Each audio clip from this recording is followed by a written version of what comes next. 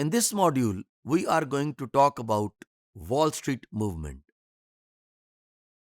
The Wall Street movement is named as Occupy Wall Street OWS. It was a protest movement that began in New York, Wall Street in 2011. Here is the slide that is showing Occupy Wall Street movement, and it started in September 2011 in New York, American state. The agenda of the protest was against social and economic inequality, which is rising in the United States of America. The protesters were mainly anti consumerist and pro environment groups. Besides inequality, following issues were highlighted: greed, corruption, dominant role of corporations, financial service sector was targeted.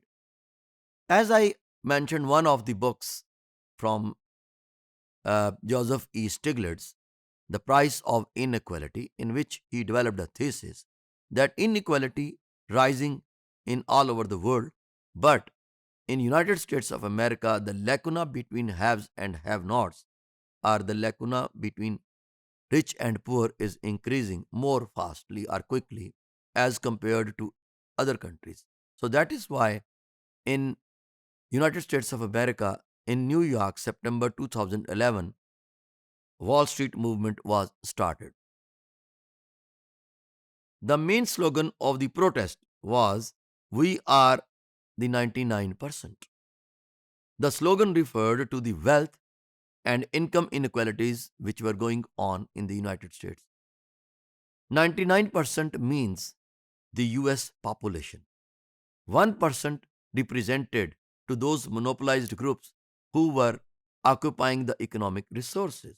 Here is another slide regarding Wall Street movement in which people were saying that we are the 99% who are being deprived, and only 1% wealthy rich people are making a serious impact on the lives of the majority of the people. The major demand of the protester was the corporations should not influence the government and state. Income should be equally distributed. More and better job opportunities should be provided to US citizens, and there should be bank reforms. So, this movement was based on demanding that economic fruits should be distributed equitably in the American society, and corporations should stop exploiting the state anymore, and workers should given respect and high salaries to fulfill their needs and demands in time. Furthermore, the protesters demanded that special relief should be provided for indebted students. Few considered these protesters as purely anti capitalist because their all demands were against capitalist economic system. It seemed more like a mob trying to overthrow capitalism. It is again a deception on the part of the literature, as in 2009 economic crunch in America, government bailed out different banks, providing them financial help and gave a bailout plan.